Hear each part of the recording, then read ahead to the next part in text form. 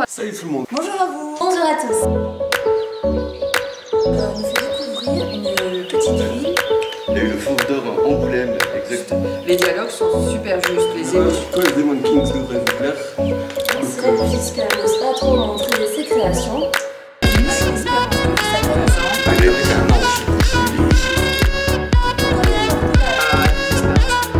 est du manga, c'est bon. Écoutez ça, c'est une formation.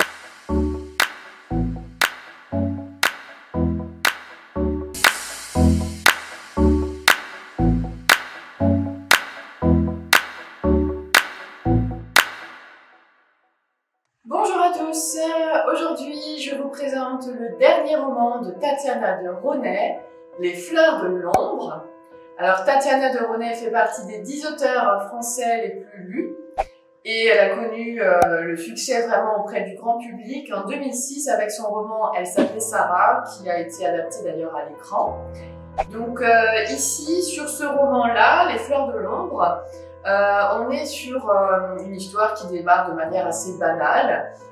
Une femme qui est romancière, qui s'appelle Clarissa, qui habite un Paris qui a l'air d'être un Paris futuriste. Hein, on n'est pas en 2020, on a l'air d'être en, je ne sais pas, 2040, 2060 peut-être. En tout cas, on sent que tout ce que nous, en 2020, on craint un petit peu pour l'avenir en termes de drame écologique ou politique, tout ça c'est un peu arrivé malheureusement dans ce roman. Donc on est dans une ville blessée, marquée, qui ne va pas très bien, qui a vu les technologies, les nouvelles technologies, la virtualité prendre beaucoup de place aussi, puisque forcément il y a eu un développement technique à ce niveau-là. Et donc notre romancière, Clarissa, vient de vivre une rupture amoureuse.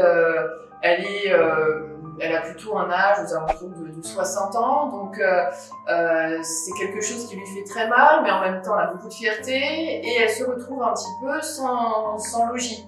Donc elle va chercher comme ça un appartement ou une maison, elle va avoir beaucoup de mal, et puis tout d'un coup elle va avoir cette opportunité de participer à un projet qui est tout nouveau, qui est un petit peu mystérieux, le projet CASA, C-A-S-A, qui vise à encourager la création artistique et qui a construit un immeuble ultra moderne, ultra connecté, dans lequel vont vivre des artistes, que ce soit des peintres, des écrivains, des musiciens, etc.